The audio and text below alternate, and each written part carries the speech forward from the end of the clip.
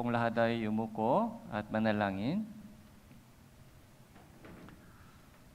Salamat po, Amang Diyos, sa inyong dakilang biyaya ng kaligtasan na ipinakaloob niyo po sa amin. Nung wala po kaming pag-aasa sa buhay at walang kabuluhan ang aming ginagawa sa aming buhay sa mundong ito, tinawagan niyo po kami sa pamamagitan ng salita ng Ebanghelyo at pinakalooban niyo po kami ng buhay na walang hanggan at walang hanggang pag-aasa at tunay na layunin sa aming buhay sa natitirang panahon sa mundong ito. Ngayon po ay lumalakad po kami ayon sa inyong dakilang kalooban sa pamamagitan ng tulong at gabay ng Banal na Espiritu.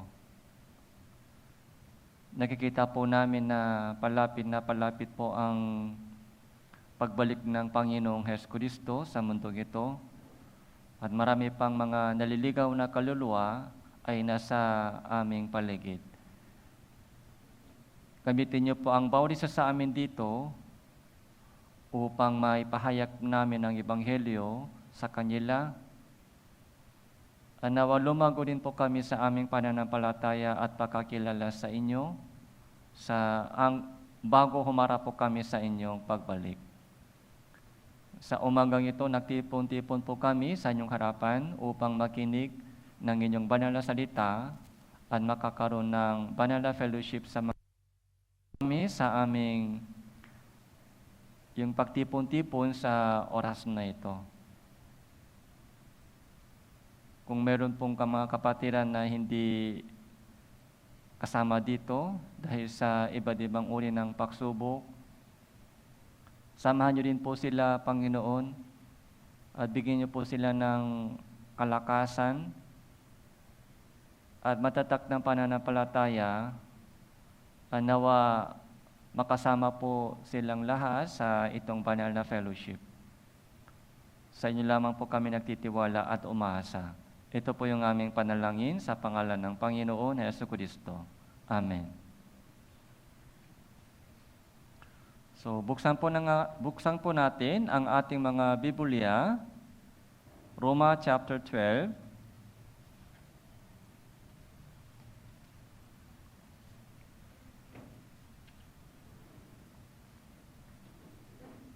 So, Roma chapter 12, verse 1.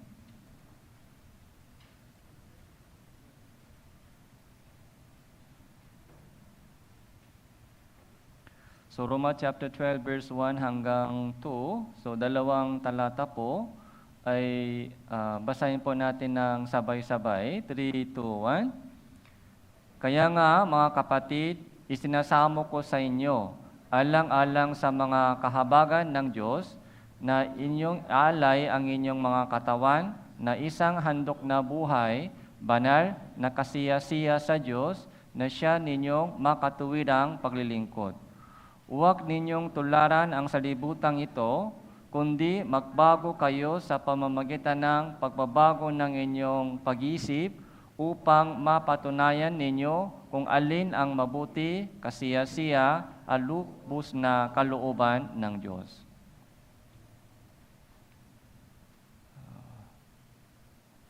So ngayon po ay Roma chapter 12. Ito po yung pag-aralan po natin. So hindi po ito tapusin sa isang sermon. Kaya dalawang beses po sa tingin ko o 3 beses. So ito po yung pag-aralan po natin, Roma chapter 12. So yung Roma po, Book of Romans, ay isa sa mga pinakamahalagang chapter sa mahalagang libro sa buong Biblia. So, Roma. So, dito po, lahat po ng mga kailangan po natin para sa kaligtasan, para sa Christian living, ay kompleto na po dito. Kaya, kung pag-aralan po natin mabuti yung Book of Romans, at malinaw po yung ating pagkaunawa sa itong Book of Romans, ay magiging maayos yung ating Christian living. So from verse chapter 1 hanggang chapter 8 po,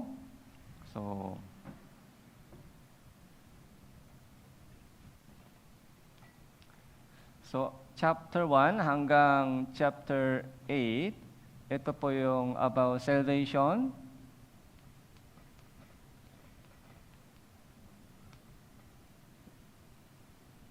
So, and the Roma chapter 9 to 11, so about Israel. And Gentiles. Yung plano ng Diyos sa bansang Israel. So, chapter 12 hanggang chapter 16, ito po yung Christian living.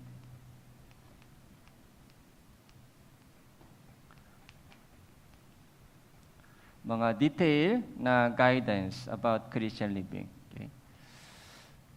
So, ito po yung chapter 12 ay umpisa, unang chapter sa itong 2, 3, 4, 5, 6, 5 chapter patungkol sa Christian living. Chapter 12 po ay pinakaunang chapter. Kaya chapter 12 verse 1, kaya nga mga kapatid, so yung kaya nga, mayroon pong mga meaning po dito, kaya nga. So ano pong ibig sabihin kaya nga?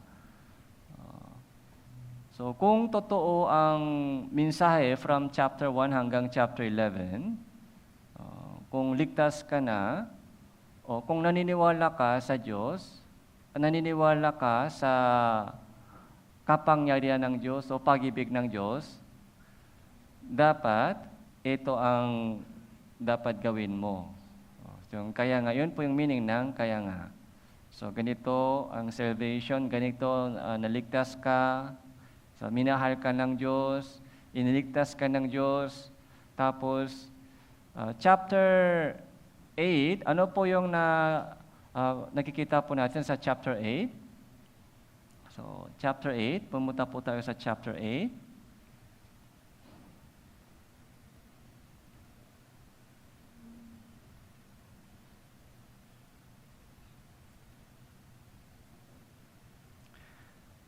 Chapter 8, verse 12.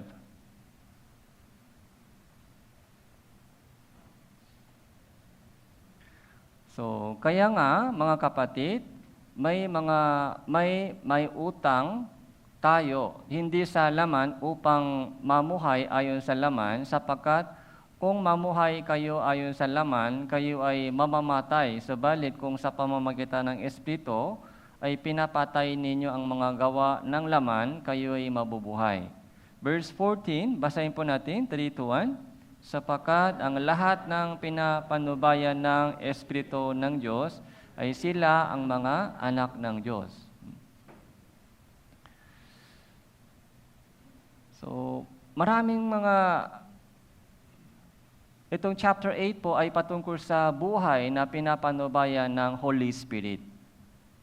Pinapanubayan ng Holy Spirit. Anak ka ng Diyos, tagapagmana ka ng Diyos sa langit kasama ni Kristo. Yung mahal, verse 31,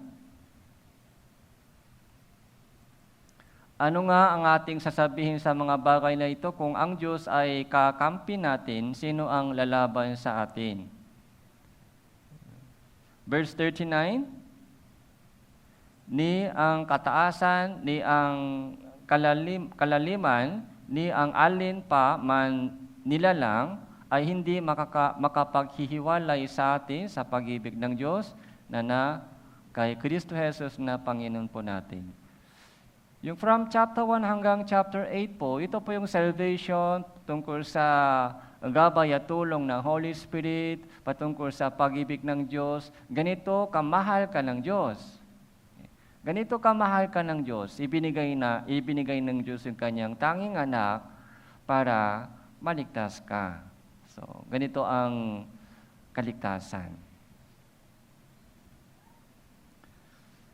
So, chapter 9 hanggang 11 po, ito po yung mga ibang topic po yan. So, kahit hindi pa masyadong malinaw po ito, wala naman pong problema. So from 8, ito yung salvation, tapos ito na, yung Christian living. Ito po yung parang naka-insert na part. Okay? Parang ibang topic po ito about Israel and Gentile. Yung plano ng Diyos sa bansang Israel, saka sa atin. Kaya after salvation, kung ito ay malinaw na, kung natanggap natin yung pag-ibig ng Diyos, kung naligtas na tayo, dito ay papasok. Kaya nga, ito, kung ano ang dapat nating gawin sa Christian living. Balik po tayo sa Roma chapter 12.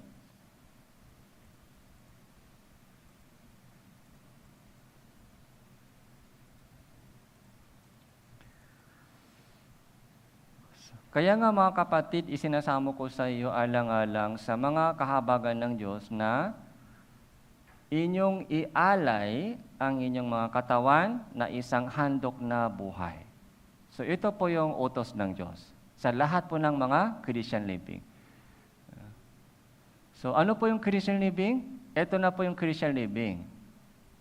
Ialay mo ang inyong katawan bilang isang handog na buhay.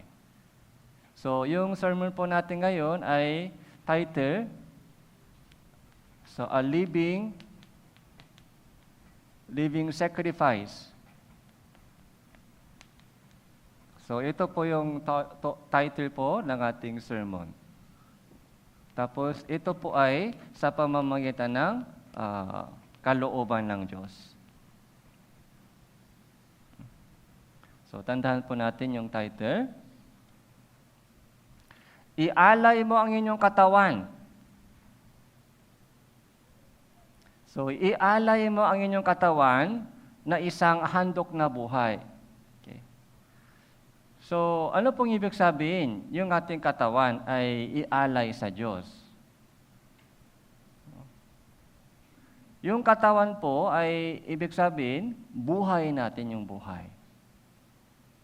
Yung buhay po natin ay kailangan ibigay sa Diyos, sa madaling salita, yung buhay natin.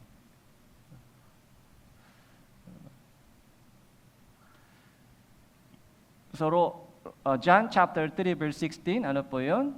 Sapagkat ganun na lamang ang pag-ibig ng Diyos sa salibutan na ibinigay ng Diyos sa atin yung kanyang buktong ng anak. Ibinigay ng Diyos sa atin yung kanyang anak. Ibinigay ni Jesus yung kanyang sariling katawan para sa atin. Okay. Yung salvation po ay sa pamamagitan ng alay ni Kristo. So, kung hindi po niya inialay yung kanyang katawan, so paano po tayo ligtas? Sa lumang tipan, inialay po ng mga Israelita yung mga hayop, kagaya ng kambing, tupa, toro, so, para sa kaligtasan ng mga Israelita. Pero sa panahon po ni Jesus, so Hebreo chapter, pumunta po tayo sa Hebreo chapter 4.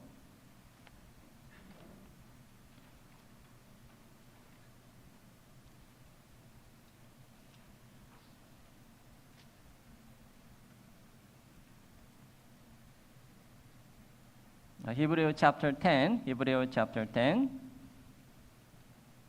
verse 5.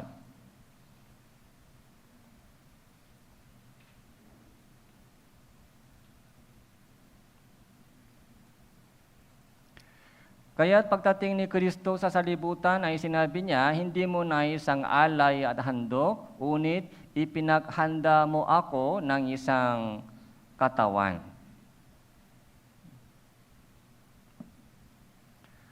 So, pagdating po ni Kristo sa salibutan, so ipinaghanda mo ako ng isang katawan. Isang katawan, si Jesus, Panginoong Hesukristo, yun po yung tunay na alay. Tunay na alay para sa kaligtasan. Kayong alay, sacrifice, yung sacrifice, so ito po yung kailangan po natin maintindihan po ngayon. Ano ba yung sacrifice? Yung alay, yung handok. Si Jesus po ay naging handok, yung alay para sa atin. Kaya ibinigay niya yung kanyang katawan para maligtas po tayo. Verse 7, kaya sinabi ko, narito ako ay dumating upang gawin ang inyong kalooban ng Diyos. Sa balumbon ng aklat ay nasusulat tungkol sa akin. So si Jesus ay dumating sa salibutan. So bakit dumating si Jesus sa salibutan? Upang gawin ang inyong kalooban, o Diyos. So may purpose, bakit pumarito si Jesus sa libutan? Upang gawin ang inyong kalooban. Yung will of God, alam po natin yung will of God ay buhay na walang hanggan. Gusto niya tayo dadalhin sa langit. So, gusto niya tayo maligtas, yung born again. So ano pong sinabi ko sa inyo? Sa born again, pag narinig po natin yung words, salitang born again, ano po yung dapat natin malaman? May espiritu. Okay? Pag narinig po natin yung words kaligtasan, ano po yung dapat natin malaman? May impyerno. Okay? Pag narinig po natin sa Bible, buhay na walang hanggan, ano po yung dapat natin malaman? May langit. Mayroon po tayong espiritu, may impyerno, may langit. So yung buhay na walang, yung kalooban ng Diyos ay makaroon po tayo ng buhay na walang hanggan, ma-born again, maligtas, at makakapasok sa kaharian ng Diyos. Pero paano? Paano mangyari yun? May kalooban ng Diyos, ganun, magandang kalooban ng Diyos, eternal life, salvation, born again. Pero paano po ito mangyari? Okay? Paano po mangyari yung kalooban ng Diyos sa atin? Kung walang sacrifice ni Hesukristo. Kung walang sakripisyo po ni Jesus, kahit gaano kaganda po yung kalooban ng Diyos ay nasa langit, hindi po yan mangyari sa lupa. Tandaan po natin, yung kalooban ng Diyos ay hindi po basta-basta matutupad. Para matupad po yung kalooban ng Diyos, ano po yung kailangan? Sacrifice. Sacrifice. Kung walang sakripisyo, kung walang sacrifice, walang mangyayari. Di ba, pag binuksan po natin yung Biblia, puro maganda po yung promise ng Diyos, di ba? Magandang tingnan, magandang pakinggan. So, yung magandang promise, yung pangako ng Diyos sa Bible, ang question po natin, ang tanong, paano yung magandang promise, magandang katotohanan sa Bible, paano ito mangyari sa atin? Okay. Sana gusto kong ma-experience yung pakilos ng Diyos sa Biblia, kabutihan ng Diyos, pero pagdating sa ating buhay, so, reality, puro pagsubok, problema, magulo. Kaya doon po, may struggle po tayo. Yung Bible, saka yung buhay ko ay malayo. Paano? Paano ilapit itong dalawa? Ako muna, yung puso ko. Okay? Puro sa Bible ay kapayapaan, kagalakan, yung siyam na bunga ng Holy Spirit. So, love, joy, peace,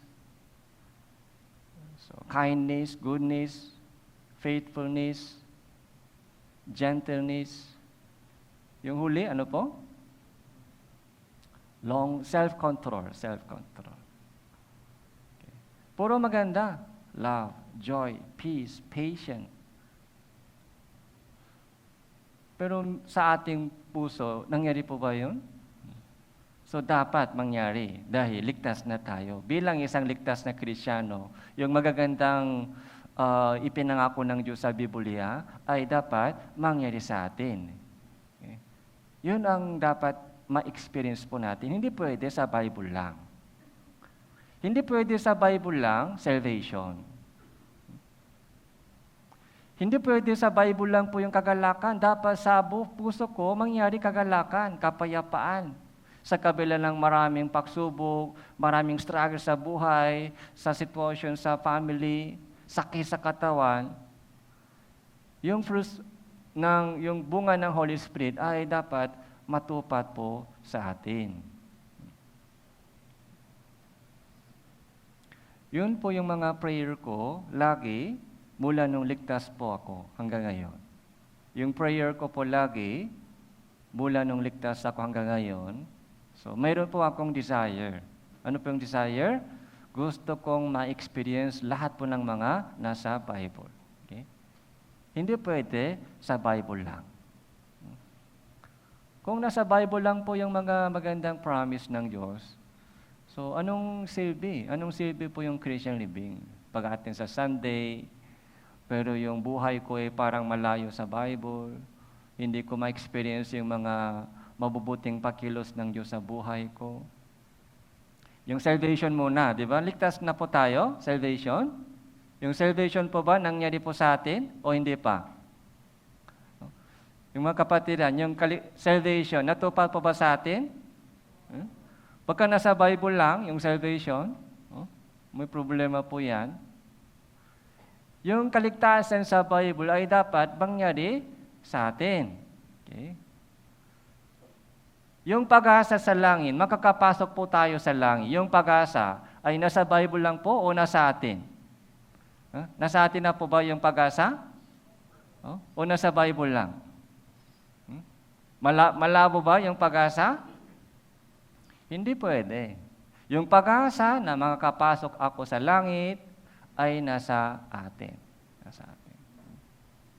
Yung kaligtasan, yung pananampalataya kay Jesus Kristo ay nasa akin. Yung pag-asa na hindi pa mangyari, future, ay naniniwala po tayo na mangyari. So, love, yung pananampalataya, yung pag-asa, at pag-ibig. Ano po yung pinaka-dakila sa itong tatlo? Pag-ibig. Bakit po? Yung pag-ibig pinaka-dakila. Yung pananampalataya, mahalaga. Okay? Yung pag-asa, mahalaga. Pero yung pinaka-dakila po ay pag-ibig.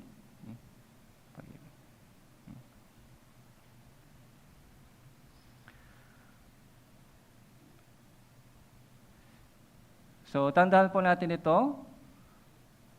Yung kalooban ng Diyos ay hindi po basta-basta matutupad sa atin.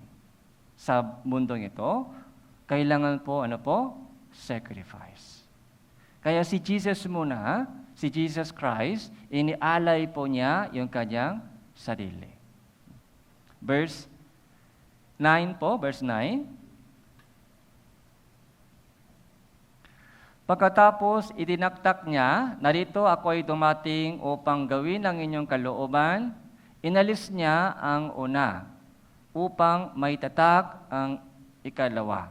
Verse 10, basahin po natin, 3, 2, 1. At sa pamamagitan ng kalooban niya, tayo'y ginawang banal sa pamamagitan ng pag-aalay ng katawan ni Kristo, minsan magpakailanman.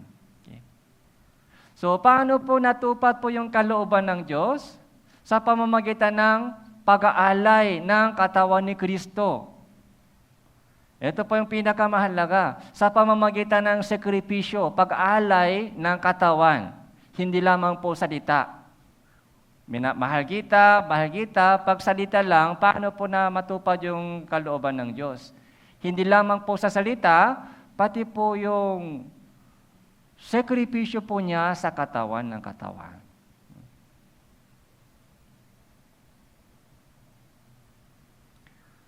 pag-aalay ng katawan ni Kristo, minsan magpakailanman. Kung hindi po niya inialay yung kanyang katawan, yung kalooban ng Diyos, natupad po? Hindi po. Kaya nung namatay si Jesus, bago po siya namatay sa cross, ano po ang sinabi niya? Sumigaw, natupad na. It is finished. Yung kalooban ng Diyos ay natupad na. Kalooban ng Diyos ay natupad na nung nag-sacrifice si Jesus. Kaya ganun din po sa ating, kaya yun po yung pinakaunang kalooban ng Diyos, yung kaligtasan. Kaya Roma chapter 12 verse 1, yun po yung utos ng Diyos sa atin. Ikaw din. Okay? Hindi lamang si Kristo, pati ikaw din, ialay mo ang inyong katawan bilang handog. Okay? Yun po yung Christian living. Hindi lamang si Kristo, pati ikaw din, ialay mo ang inyong katawan. Yung katawan, ano pong meaning katawan? Yung sacrifice, yung buhay po natin. Bilang handog na buhay, para matupad po yung kalooban ng Diyos sa ating Christian living. Para matupad yung ibang mga mahal po natin sa buhay. Yung kaligtasan ng mga mahal po natin sa buhay. So, paano po matutupad po yun? Di ba, meron po yung kaligtasan po ng mga mahal po natin sa buhay. Bilang isang Kristiyano, yun po yung prayer po natin, sana maligtas rin yung mga mahal ko sa buhay. Doon din po sa vegetation po doon sa Sipoco Church, mga ilang mga kapatiran, dinalaw, pinuntahan po namin. Sa lahat ng vegetation o sa lahat ng testimony, pati po yung mga kapatiran po dito, sa lahat po ng mga testimony po natin, kapag ligtas na po tayo, masaya, nagpasalamat po tayo, at the same time, palungkot. Okay? Paano yung mga mahal ko sa buhay hindi pa ligtas? Paano yung mga magulang? Paano yung mga anak? Paano yung mga kapatid? Hindi pa ligtas. So, ibig sabihin, yung kalooban ng Diyos sa akin ay yung salvation natupad na. Pero, yung kaligtasan, yung mga mahal ko sa buhay, hindi pa safe, hindi pa ligtas. So, para matupad po yun, kailangan din pong isa pang alay. Hindi lamang si Kristo lamang. Kahit lahat ng kasalanan po ng buong salibutan ay natupad na, napatawat na, natubos na sa pamamagitan po ni Hesus Kristo, pero hindi pa sila ligtas. Tama po? Dahil hindi pa alam. Kahit yung kanilang kasalanan ay natubos na rin po, pero hindi pa nila ito pinaniwalaan, kaya hindi pa safe, hindi pa ligtas. Hindi pa dumating sa kanila yung ebanghelyo. Kaya para ma-safe, para dumating sa kanila yung kaligtasan, ano po yung kailangan? Evangelism. Kailangan invite sila sa Bible seminar para makinig din po sila ng ebanghelyo, para maligtas po sila. Pero evangelism, madali po ba ito? Madali po ba? Evangelism? Hindi madali. Hindi madali. Kaya doon po, kailangan po yung sacrifice.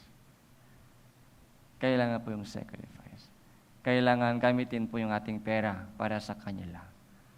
Kailangan po natin gamitin po yung ating oras para sa kanila. Kapag prayer lang, walang sacrifice, walang mangyayari. Pag prayer lang, so walang sacrifice, kung ayaw natin ialay po yung ating katawan para sa kaligtasan po nila, so walang mangyayari.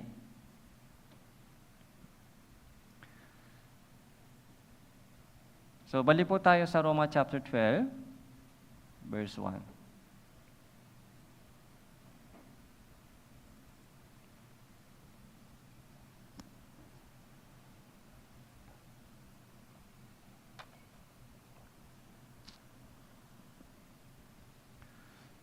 So, pansinin po natin yung words, ialay ang inyong mga katawan na isang handog na buhay, banal, kasiya-siya sa Diyos.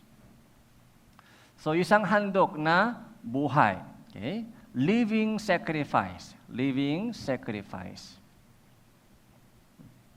Hindi po handog na patay. Kung namatay na po tayo, pwede po ba ialay po natin yung ating katawan? Hindi pwede, patay na, walang magagawa. Habang buhay pa, tumitibok pa yung ating puso, okay? Yung ating oras, yung ating kalakasan sa katawan. Okay? So, wag po natin sayangin yung ating oras. Wag po natin sayangin yung ating mga kalakasan. Sa ngayon, sa oras na ito, maraming tao po ay nakahiga. Mahirap umupo, mahirap lumakad. Pero tayo nakakalakad. Okay? Malakas pa. May kalakasan pa. So, may purpose. Yung handog na buhay, kaya sabi po dito, ano ang aking isusukulin ng Panginoon sa lahat niyang kabutihan sa akin? Ito po yung sagot. Hindi ako mamamatay, kundi ano po? Mabubuhay. Hindi ako mamamatay. Mabubuhay. Dahil sa takot sa kamatayan? Hindi po. Hindi dahil sa takot sa kamatayan. Ayoko mamatay. Dahil sa takot? Hindi po. Hindi ako mamamatay. Mabubuhay ako. May gagawin ako. May gagawin. May gagawin. Kung bibigyan pa ako ng panahon sa katawan, so gagamitin ko, may akong trabaho, kaya hindi ako mamamatay. Sana bigyan pa ako ng kalakasan sa katawan, bigyan pa ako ng yung oras sa bundong ito, dahil may trabaho ako. May trabaho ako. Ano po yun? Ano po yung trabaho? May kalooban ng Diyos sa atin. May mission na ibinigay ng Diyos sa atin.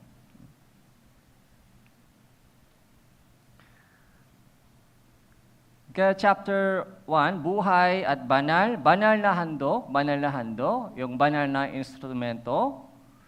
So walang dungis, hindi marumi yung handog. Dapat malinis po yung handog na ito. Buhay na handog at banal na handog. Kung may kapintasan po, ayaw ng Diyos tanggapin. Kung may kasamang dumi, ayaw ng Diyos tanggapin ganong handog. Okay.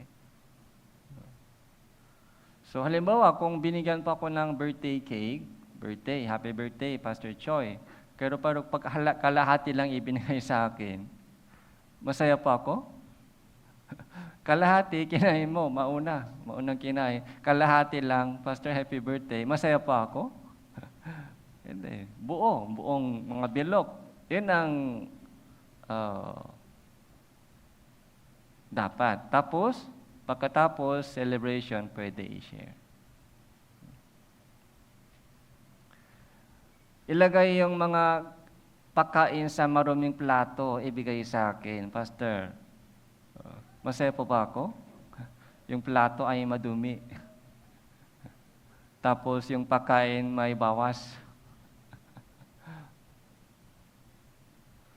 Yung ating alay sa Diyos ay dapat buo, tapos walang bawas. Yung kompleto, tapos clean, malinis. Pagkasamang dumi, so, ang Diyos po ay tatanggapin po ng Diyos, ganung handog. Okay lang sa ibang tao, pero ang Diyos po ay ayaw ng Diyos tanggapin ganung handog natin. Dapat banal at buo, kasiya-siya sa Diyos. Yung kasiya-siya sa Diyos, so paano po yung kasiya-siya? Yung kasiya-siya ay acceptable, o pleasing God, pleasing. Kasiya-siya. Yung kasiyasiyang handog ay dapat ayon sa kalooban ng Diyos. So, nasyang ninyong makatuwirang paglilingkod. Ito po yung sa English Bible, reasonable service or worship. Yung living sacrifice.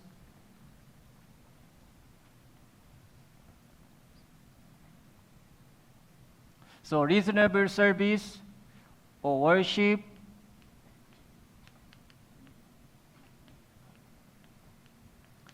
Tawag po natin mga Sunday worship, Sunday service, Wednesday service. Ito po yung ginagamit po natin, mga Lord's Day service. Ito po yung ginagamit sa ibang mga churches, worship song. Okay?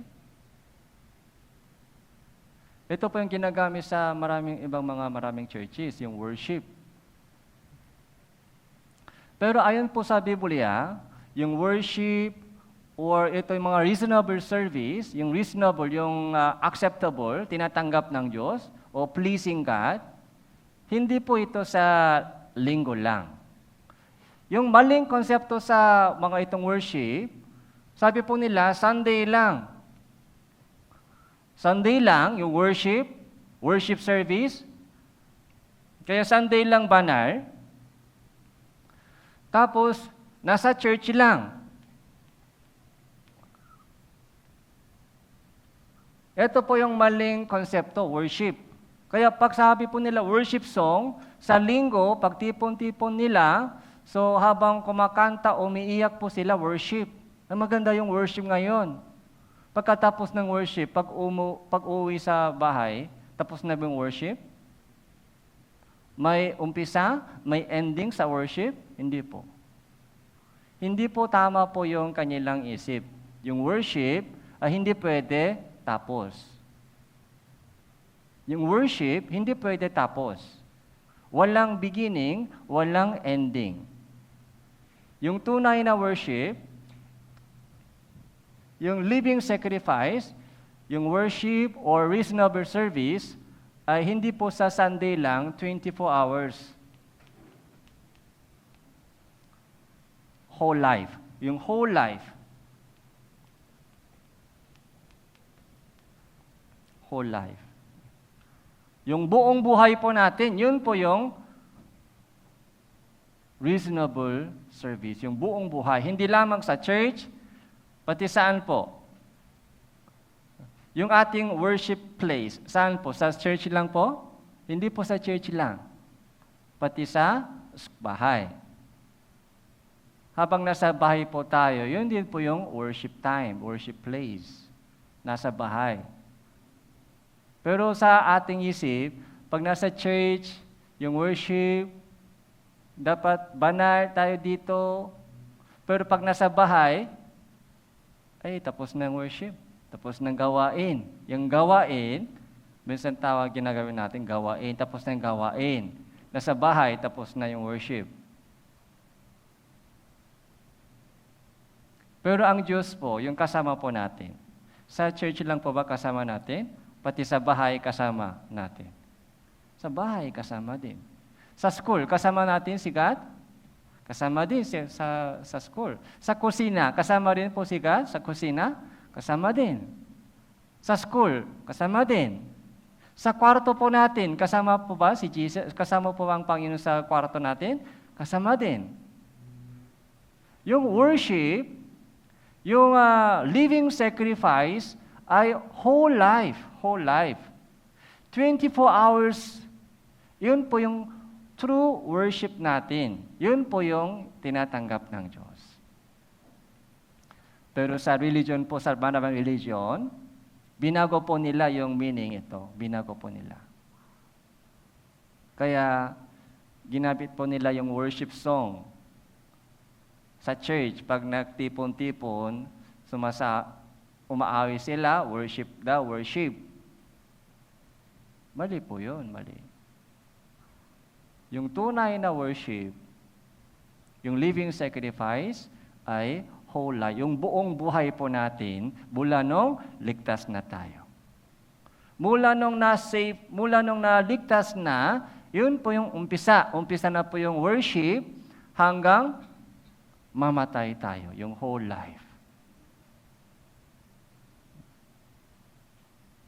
Pero minsan po yung ginagawa po natin sa bahay, hindi po yung tinatanggap ng Diyos. Sa church, maayos. Pero pag nasa bahay, kapag nasa school, nasa trabaho, parang ibang stage. Parang walang Diyos doon. Nasa church lang po ba ang Diyos? Hindi. Yung 24 hours a day, 7 days a week, yun po yung worship time. Tapos yung ating worship place ay everywhere. Everywhere. So verse 2, kaya ialay mo ang inyong mga katawan. Katawan po ay buhay. Katawan, yung oras natin, isang handog na buhay, banal, kasiya-siya sa Diyos, na siyang ninyong makatuwirang paglilingkod. Paglilingkod, service, reasonable service. Verse 2, huwag ninyong tularan ng salibutang ito, kundi magbago kayo sa pamagitan ng pagbabago ng inyong pag-iisip upang mapatunayan ninyo kung alin ang mabuti, kasiyasiya at lubos na kalooban ng Diyos.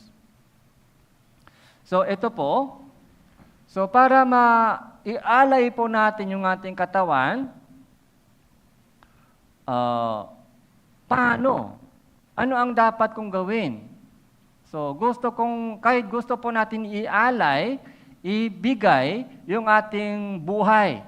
I surrender. Gusto kong gamitin ko yung oras ko, yung buhay ko, kalakasan ko para sa Diyos. Paano? Ito po yun. Ito po yung guideline. Ayon sa kalooban ng Diyos. Hindi po ayon sa ating sariling isip. Kaya kailangan po natin malaman, ma-discern ng malinaw kung ano ang kalooban ng Diyos. Huwag tularan ng salibutang ito. Huwag tularan ng salibutang ito.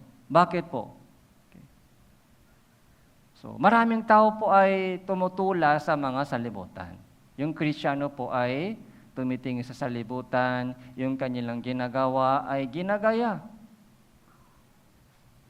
So, maraming Kristiyano po ay ginagaya po natin, tinutulad po natin yung kanilang ginagawa. Parang maganda yun, maganda. Kaya yun ang ina-adapt sa ating buhay, yun ang ginagawa, ginagaya. Kaya sabi dito, huwag tularan ang salibutang ito. So, tingnan po natin kung anong ginagawa sa salibutan. 2 Timothy chapter 3.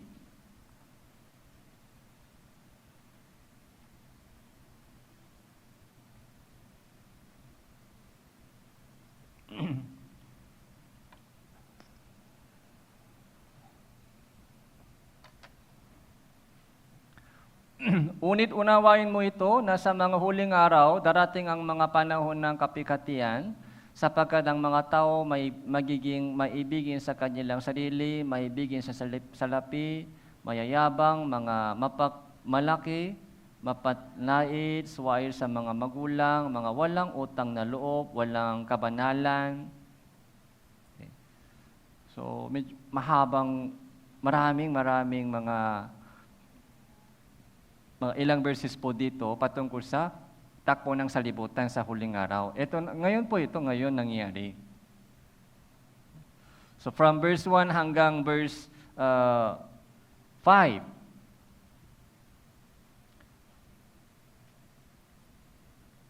So verse 5, lumayo ka rin naman sa mga ito. Lumayo ka sa mga ganitong ginagawa nila, ganung mga takbo ng salibutan. Lumaya ka, huwag mong tularan sila, huwag mong silang tularan. Huwag mong gayain yung kanilang ginagawa. Pero paano po ito mangyari? Kailangan yung ating isip muna baguhin. Yung ating isip muna magbago. Yung isip muna. Okay. Para magbago yung ating buhay, dapat yung ating isip muna. Isip muna kailangan magbago ay hindi tama yung kanilang ginagawa o mali yung kanilang ginagawa. Walang kabuluhan yung kanilang ginagawa. Dapat, ganun po yung isip muna. Kaya ayoko sumali sa kanilang ginagawa. Ayaw ko. Kung walang changes po sa ating isip, parang gusto pa. Mainggit pa. Painggit, jealous, ay parang masaya sila. Ako malungkot, maraming bawal, pero parang nag-enjoy sila sa buhay, parang mas masaya sila sa buhay. Minsan, ay sana ganun ako. Sana bumalik ako dati. Kung ganun pa rin po yung isip, so paano lumayo sa kanila? Kailangan magbago yung isip natin. Pero wag po tayo mag-alala. Lahat po ng mga taong ligtas ay ibinigay ng Diyos sa atin yung panibagong pagnanasa. Panibagong pagnanasa.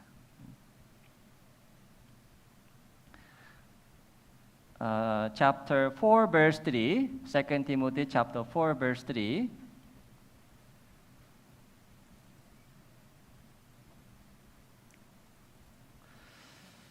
sapagkat darating ang panahon na hindi nila matitiis ang wastong aral, kundi sa pagkakaroon nila ng makakating tinga na mag-ipon sila para sa kanilang sarili ng mga gurong ayon sa kanilang sariling pagnanasa.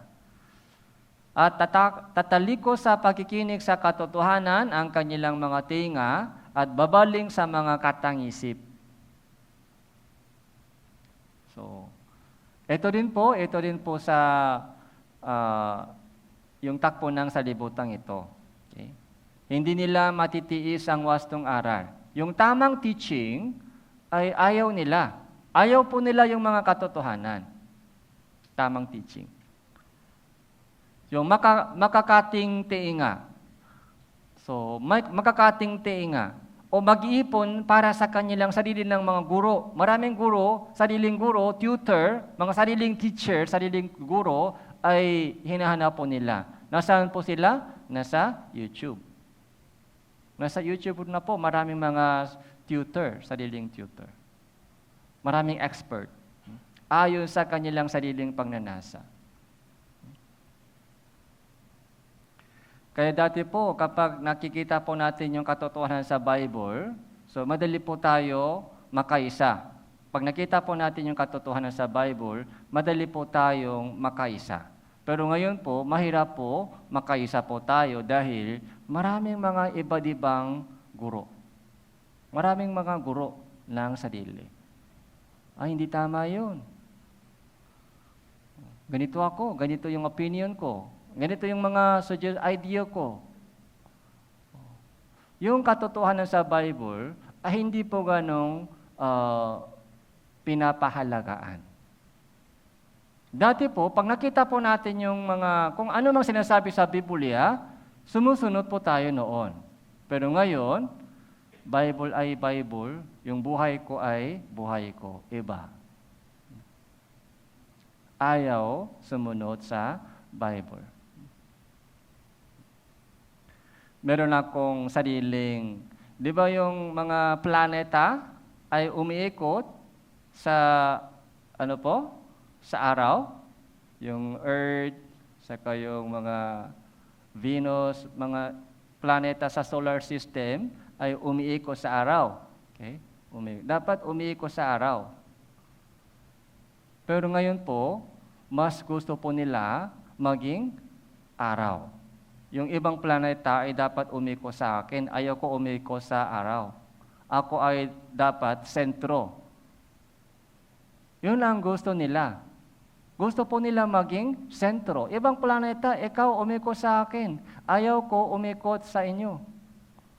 Dapat yung nasa sentro po, yung words of God, Bible, dapat doon po tayo umikot. Hindi pwede lumayo. Dapat doon po tayo umikot. Nasa sentro po ang words of God, mga katotohanan. Pero ngayon po, ayaw po nila umikot, sila po ay magiging sentro. Ikaw umikot sa akin, ako yung sentro.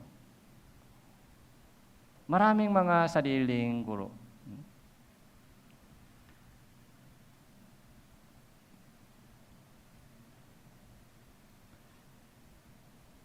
Yung banal na, yung pagnanasa ay nasa atin. Awit, chapter 40, verse 8.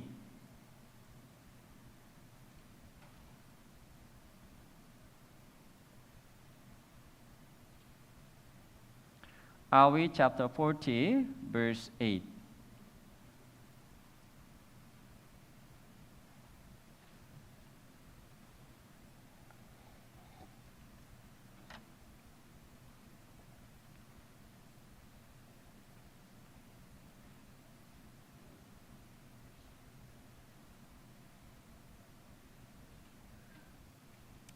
So, verse 7 po muna, verse 7. Verse 7.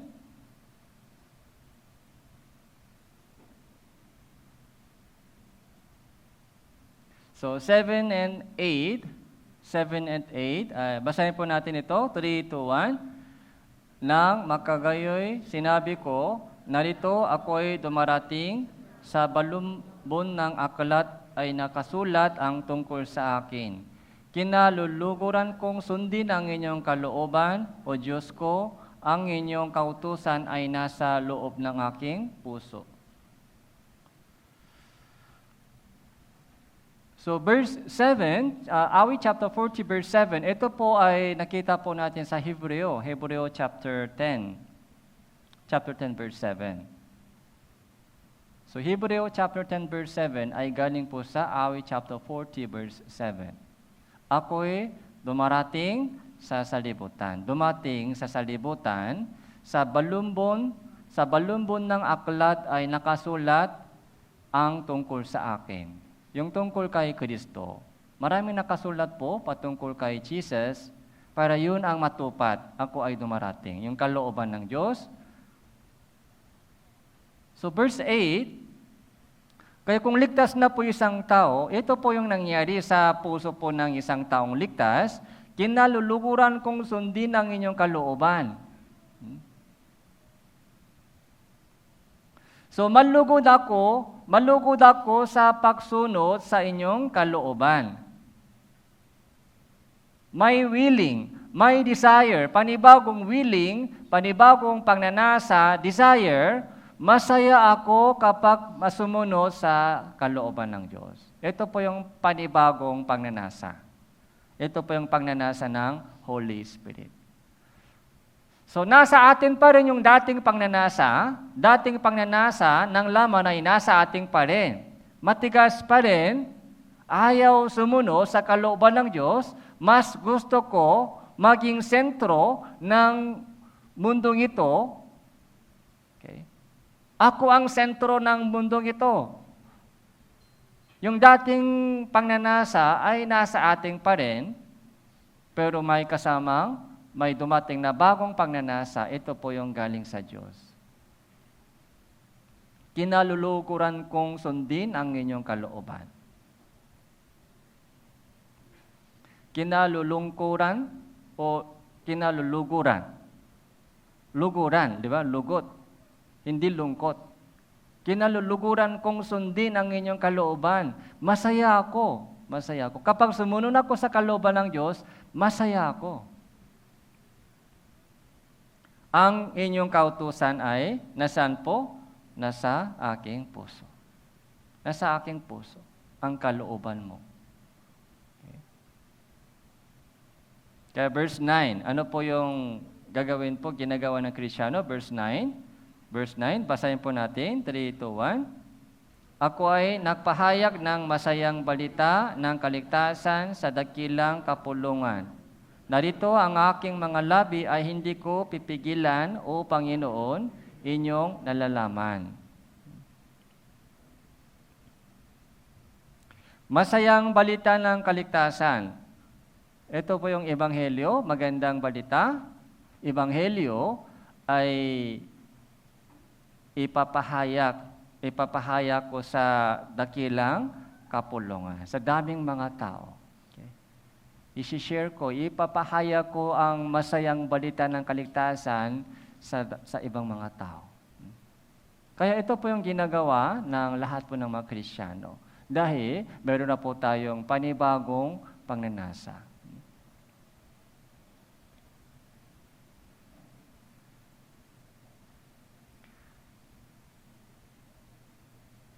So balik po tayo sa Roma chapter 12.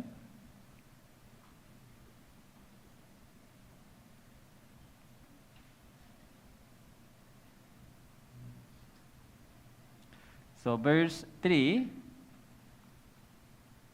sapagkat sinasabi ko sa pamamagitan ng biyaya na ibinigay sa akin na ang bawat isa sa inyo ay huwag mag-isip sa kanyang sarili ng higit kaysa nararapat niyang isipin, kundi mag-isip na may katinuan ayon sa sukat ng pananampalataya na ipinamahagi ng Diyos sa bawat isa. So magmula verse 3, ito rin po napakahalaga. So bigla, nabanggit po ni Apostol Pablo patungkol sa tamang isip. Okay. Dapat mag-isip ka ng tama. Hindi pwede higit kaysa nararapat isipin.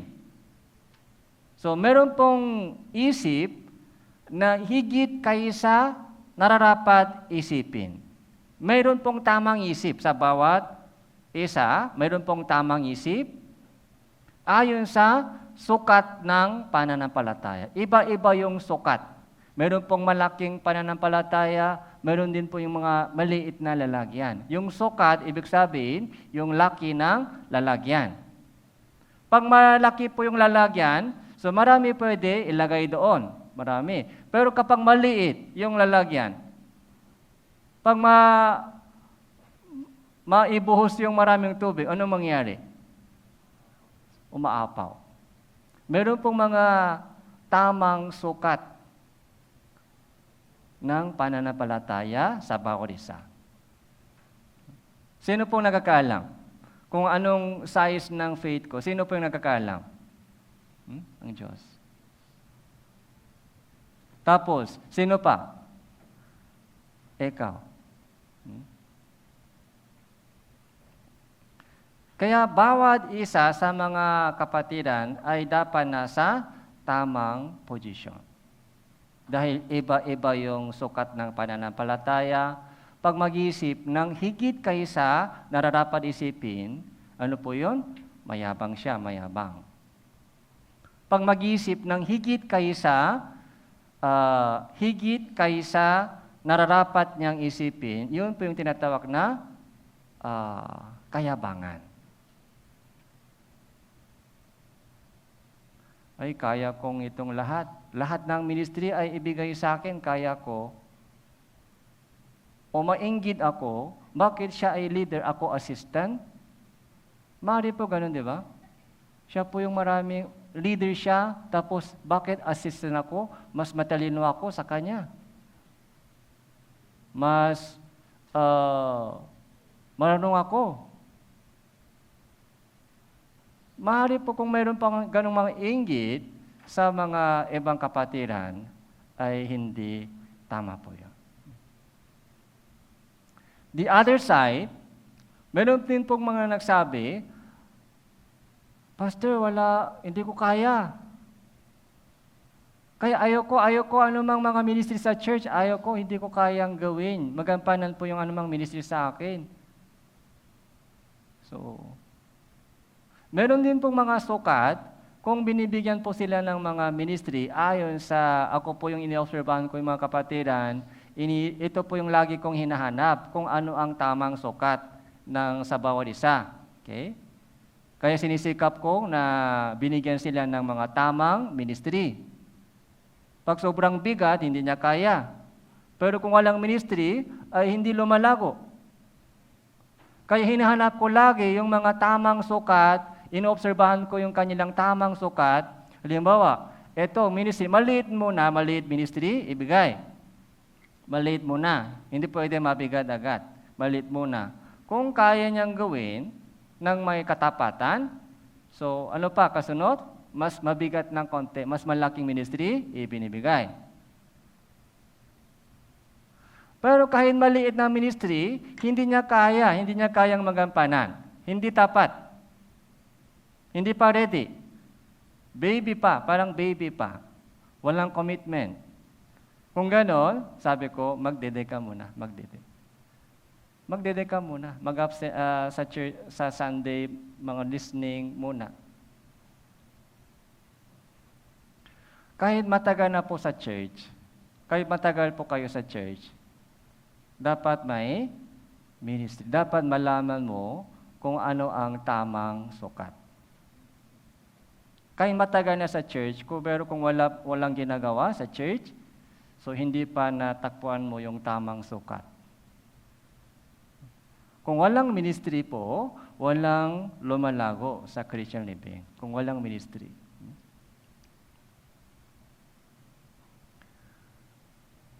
Dahil walang sacrifice. So, kung walang sacrifice, paano po lumago tayo sa Christian living? So, dalawa po yung kailangan para lumago po tayo sa Christian living. So, una ay persecution. Yung pag-uusig po ay kailangan po natin. Tapos, pangalawa, sacrifice. Yun po yung kailangan para lumago po tayo sa ating pananampalataya. Okay. Huwag po tayo matakot sa persecution. Welcome po natin yung persecution. Dahil yung persecution, siya po yung magpapatibay sa inyo. Yung persecution po ang nagpapatibay sa ating faith.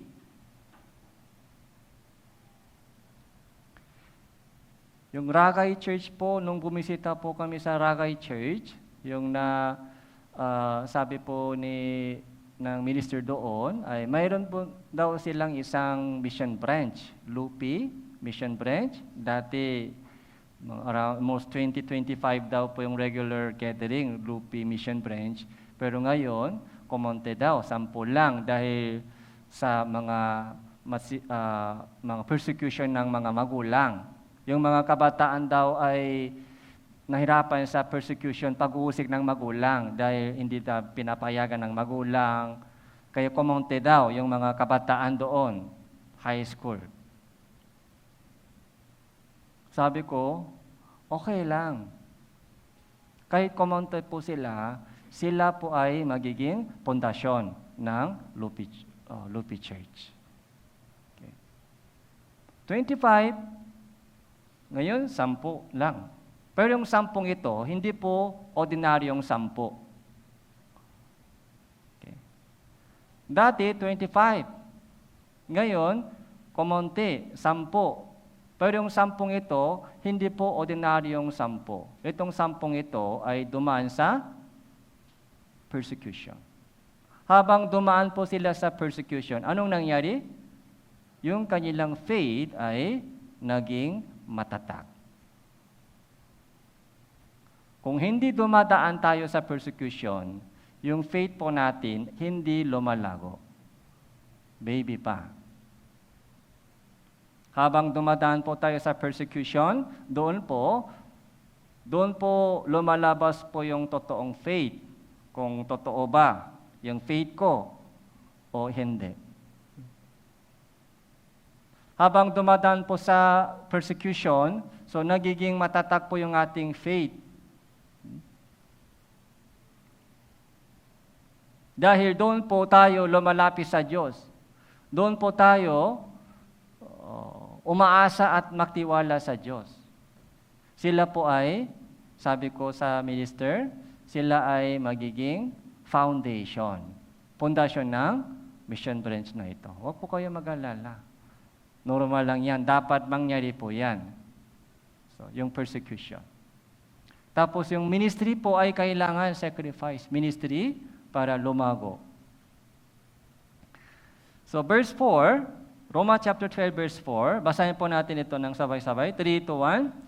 Sapagkat kung paano sa isang katawan ay meron tayong maraming mga bahagi at ang mga bahagi ay hindi makakatulad ang gawain. Kaya tayo na marami ay isang katawan kay Kristo at mga bahagi na sama-sama ay isa't isa. So, verse 4 and 5, ito po yung tinatawag na one body. Ano po ito one body? Church, iglesia. Kaya nabanggit po ni Apostle Pablo po dito, isang napakahalagang prinsipyo sa Christian life natin, living sacrifice, yung whole life natin, yung ialay mo ang inyong katawan bilang isang banal na handog, bilang isang handog na buhay, banal, kasiyas sa Diyos. Yun ang worship mo, na buong buhay mo, dapat ialay mo yung buong buhay mo. Hindi pwede kalahati lang, hindi pwede sa linggo lang, hindi pwede sa church lang. Sa bahay, sa school, sa trabaho, anywhere, anytime. Dapat ialay mo, gawin mo, ialay mo ang inyong, gamitin mo yung oras mo, gamitin mo yung inyong katawan mo, yung talent mo, para sa kalooban ng Diyos. Tapos dito po, paano? Kung ikaw lang nag-isa, hindi kaya. Yung living sacrifice ay hindi mo kayang gawin kung ikaw lang nag-isa. Saan po kaya natin yung living sacrifice? Sa church, body of Christ. So napakahalaga po yung connection po dito.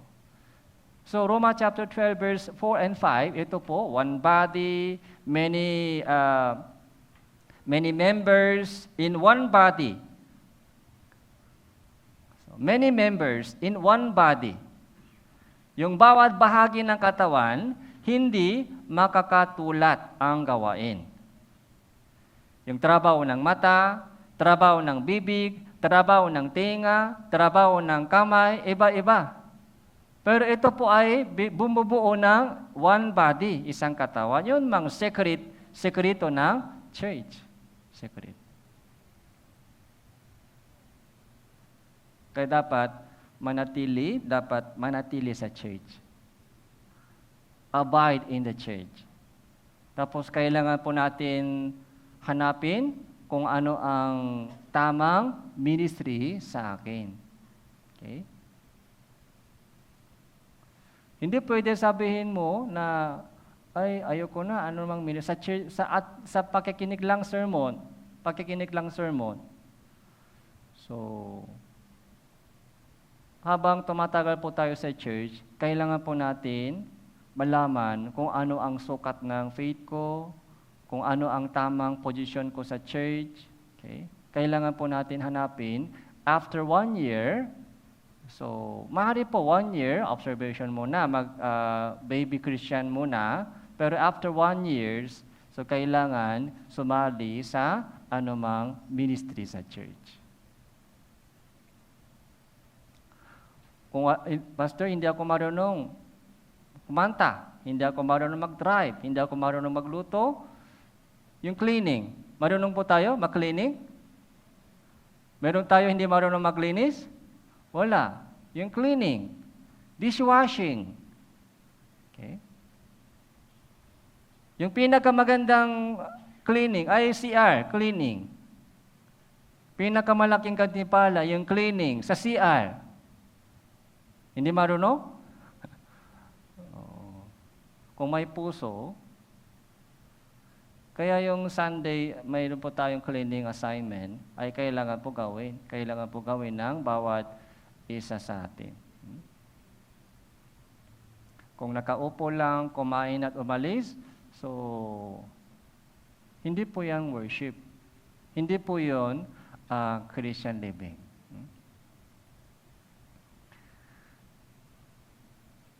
Verse 4 and 5. So, from verse 3 hanggang 8 po, ito po yung patungkol sa mga church, yung mga position ng bawat members, yung bahagi sa loob ng isang katawan. So, napaka-detail na paliwanag po ito ay makikita po natin sa 1 Corinthians chapter 12. Pumunta po tayo sa 1 Corinthians chapter 12.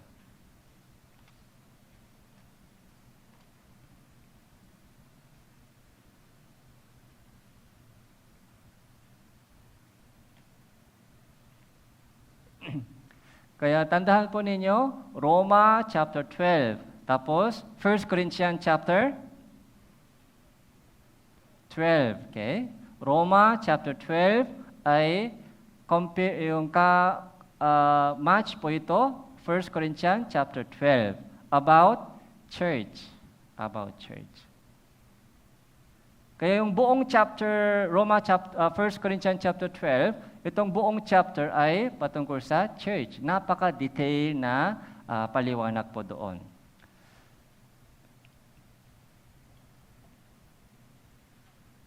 Verse 4, chapter 12, verse 4, may iba't ibang uri ng mga kaloob, sabalit iisang Espiritu. May iba't ibang uri ng paglilingkod, sabalit iisang Panginoon. May iba't ibang uri ng gawain, sabalit iisang Diyos na gumagawa ng lahat ng mga bagay sa lahat. Okay. Iba't ibang kaloob, iba't ibang trabaho, paglilingkod, iba't ibang ministry, iba't ibang gawain, pero the same God. Same Spirit, same Lord, same God. Ito po yung isang katawan, many members. Ito po yung church. Iba-iba yung trabaho. Pero sa ating katawan, tingnan po natin, yung isang katawan, meron po bang bahagi na walang kabuluhan?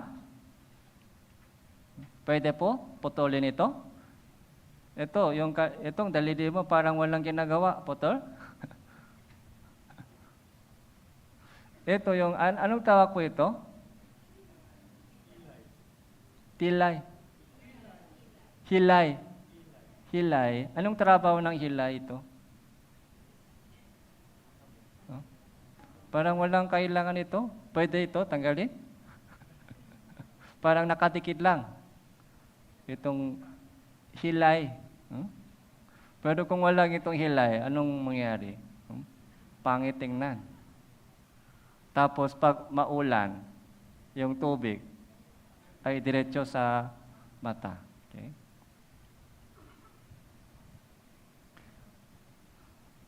Meron po bang bahagi na sa katawan po natin, meron po ba yung bahagi na hindi nagka-contribute sa katawan? Wala. Lahat may trabaho. Lahat may trabaho. Walang bahagi na walang trabaho. Isipin po natin kung ano ang trabaho ko dito sa bahagi. Kung nasa church po tayo, dapat hanapin po natin kung ano ang posisyon ko, kung ano ang kaya kong gawin. Kung sikap pong mga ministry na hindi mo kaya ba ganyan? Pero kung ayaw mong gawin, yung kaya mong gawin, anong tawag? Meron pong mga trabaho na kaya mong gawin. Pero ayaw mong gawin yan, anong tawag? Tamat. Disobedience. Okay? Disobedience, tamat. May trabaho na kaya mong gawin, bakit hindi mo ginagawa? Bakit nakaupo lang? Pag nakita mo, ay ito, ano ba, may basura? Yung pick basura, itapon sa basurahan, kaya mong gawin o hindi? Pero pag tumitingin lang sa basura, tamad yan, tamad. Tamad. Small, maliit na ministry muna. Hindi pwede agad malaking ministry. Kaya mo mag-preach dito, next. Kung kaya mo, next week, dito kayo. Ako na lang doon. Mga preaching ay medyo mahirap na ministry, kaya kailangan dumaan sa medyo matagal na. Ako po yung bibig. Ako po yung bibig, kaya lagi salita. Ako po yung bibig. Pero meron dito parang kamay. Kamay. Pero yung kamay, gusto niyang magsalita, pwede po ba? Kamay, gusto niya magsalita lagi. Ayaw kumilos. Gusto niya lagi dito. Sign language. Meron pong bahagi na tago. Meron pong bahagi sa loob, kaya hindi nakikita. Tago lang, lagi tago. Alin po ba mas mahalaga? Yung bahagi sa nakikita o bahagi na hindi nakikita? Yung bahagi sa loob, mas mahalaga. Halimbawa, puso. Pag ayaw niya tumibok, anong mangyari? Patay agad. Ay, hindi ako nakikita. Yung ibang bahagi, kitang-kita. Kaya ina-appreciate nila yung mga nakikitang bahagi, yung bibig. Pero yung mga puso, yung heart, hindi nakikita. Pagod, lagi. Ay, ayaw ko tumibok. Ayaw ko magtrabaho, hinto lang. Kung gano'n ang mangyari, patay. Yung bahagi na nakatago, mas importante po yun. Tandaan po natin. Yung bahagi sa labas ay binibigyan pansin lang, binibigyan pansin. Pero yung kantimpala, mas malaki po ba yung kantimpala sa bahagi na nakikita? Hindi po. Binibigyan pansin lagi dahil kitang-kita. Okay. Pero yung mas mahalagang trabaho sa church ay hindi nakikita. Yung cleaning sa CR, hindi nakikita. Yung luto sa kusina, hindi nakikita. Tago. Yung prayer, lalo po yung mga prayer ng mga kapatiran, yung mga senior, brothers, sisters, kahit mahina yung kanilang katawan, pero yung kanilang prayer, so hindi nakikita, pero mas mahalaga po yun, prayer.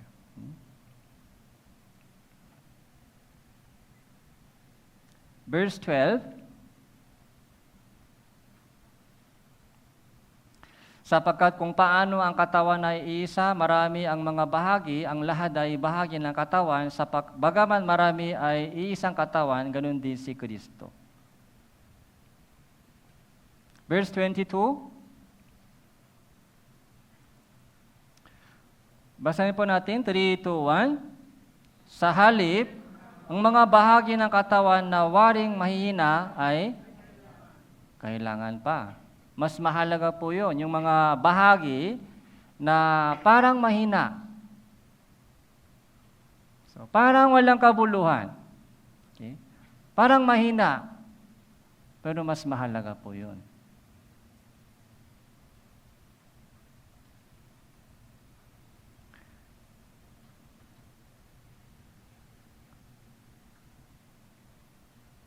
Verse 21, ang mata ay hindi makapagsasabi sa kamay, hindi kita kailangan. Hindi rin makapagsasabi ang ulo sa mga paa, hindi ko kayo kailangan. Yung ulo, mahalaga. Pag sabi ng ulo sa paa, hindi kita kailangan. Umalis ka. Kung gano'n, saan tayo makakapunta? Kahit gustong-gustong pumunta, pero kung walang paa, so anong mangyari? Pag sinabi ng ulo sa kamay, hindi kita kailangan, umalis ka. Kaya walang kamay, paano pagkain? Sinong nagdadala ng pagkain sa bibig? Iba-iba yung bahagi, position, pero lahat po ay kailangan. Hanapin po natin yung mga ministry na kaya nating gawin. Kung hindi natin ginagawa po yon, so disobedience. O tama po yon. Walang growing doon.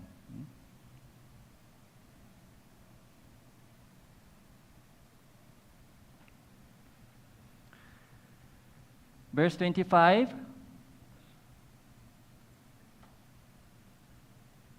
uh, 23, ang mga bahagi ng katawan na inaakala natin walang kapurihan ay pinakakalooban natin ng higit na kapurihan. Ang mga kahiyahiyang bahagi natin ay siyang lalong pinararangalan na ito ay hindi kailangan ng mga bahagi na natin higit na magaganda. Subalit binuo ng Diyos ang katawan at binigyan ng higit na kapurihan ang bahaging may kakulangan, upang huwag makaroon ng pakakagulo sa katawan, kundi ang mga bahagi ay makaroon ng makatulad na malasakit sa isa't isa. Ito po yung secret sa church.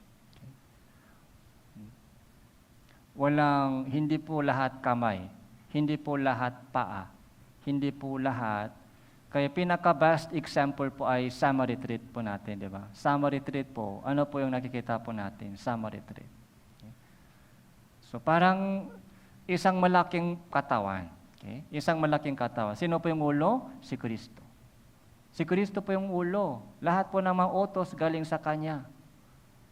Kaya lahat ng mga Philippine Life Word Mission churches ay kumikilos na sa tamang iba't ibang ministry. Yung cooking ministry, martial ministry, yung mga teachers, yung cleaning ministry. Okay? So, yung garbage collection ministry. Kaya lahat po ng mga kapatiran ay sumasali doon para mabuo, para matupad po yung kalooban ng ulo. Para matupad.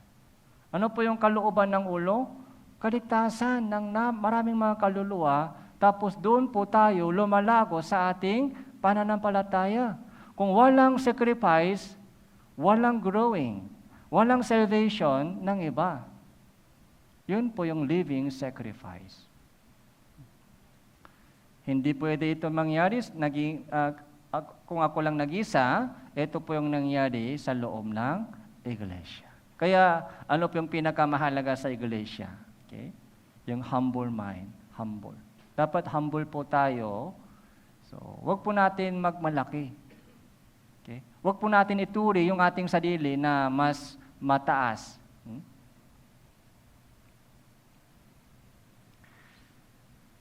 Philippians chapter 2, verse 3.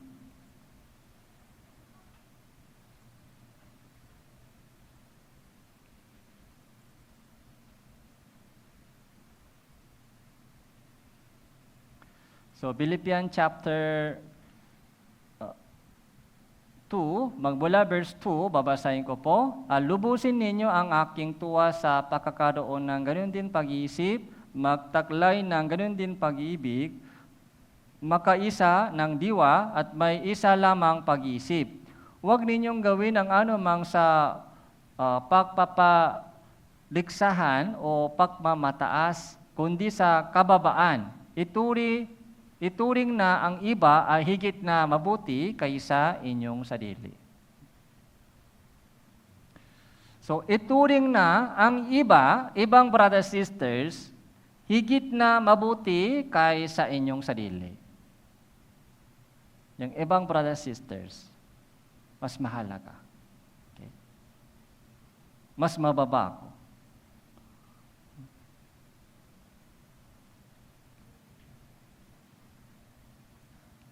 Kaya wag po tayo maging mayabang.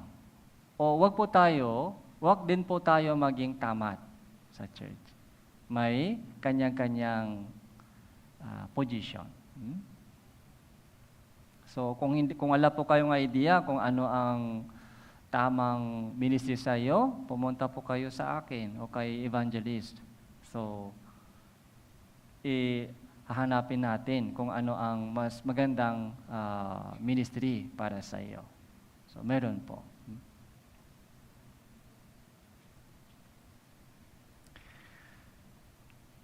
So balik po tayo sa Roma chapter 12.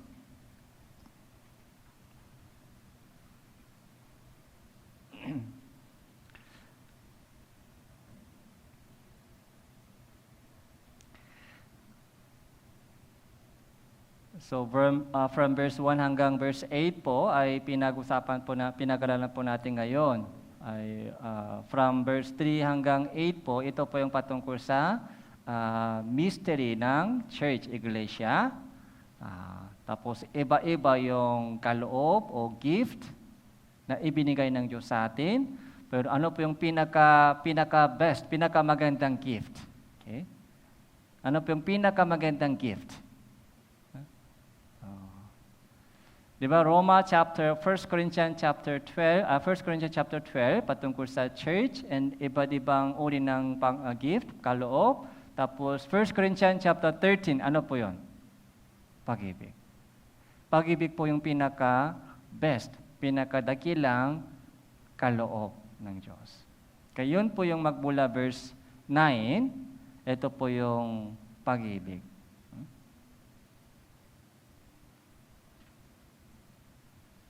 Ang pag-ibig ay maging walang pakukunwari, kapuutan ninyo ang masama, panghawakan ang mabuti. Yung pag-ibig, love, and holiness. Okay, holiness. So ito po yung magmula verse 9 hanggang 21. Ito po yung mga mas detail na guideline sa ating Christian living. So, mga next week po, ito po yung mga susunod na pagkakataon. So, patuloy po natin pag-aralan po ito. Okay? Kaya sana po, lahat po ng mga Tanawan Church brothers and sisters, okay? Kailangan po natin ialay yung ating katawan. Okay? Hindi po yung salita lamang, yung ating katawan. Yung ating kamay, yung ating paa, yung ating ulo, yung buong buhay po natin. Okay? Hindi po tayo sentro ng buhay natin. Ang Diyos po ay pinaka-sentro. Dapat umikot po tayo doon. Hindi pwede tayo po ay maging sentro. Okay? My plan, my dream, gusto kong gawin ito, ayaw kong gawin ito. Hindi pwede tayo maging sentro ng buhay natin. Dati po yung dati. Dati po, yung ako ang sentro ng buhay ko. My life. Ito po yung buhay ko. Pero mula nung nakilala po natin ang Diyos, yung ang Diyos po ay pinaka-sentro. Yung kanyang kalooban, yun po yung sentro ng buhay ko. Doon po tayo umikot. So yun po yung living sacrifice. Tapos, hindi lamang ikaw, pati po kasama po yung mga kapatiran. Sama-sama po tayo umikot doon sa kalooban ng Diyos. So, hanggang dito lang po, manalangin po tayo. Salamat po, Panginoon, sa inyong mensahe na ibinigay niyo po sa amin. Tulungan niyo po, Panginoon, na may alay namin ang aming katawan bilang isang handog na buhay at banal at kasiya-siya sa inyo, Panginoon. Nawa magbigay kami ng kaluwatian, karunungan, karangalan sa inyong dakilang pangalan sa aming natitirang buhay sa mundong ito. At gamitin niyo po ang bawat isa sa amin dito upang maligtas yung mga naliligaw na kaluluwa, lalo na po yung mga mahal po namin sa buhay. Ito po yung aming panalangin sa pangalan ng Panginoon Hesus Kristo. Amen.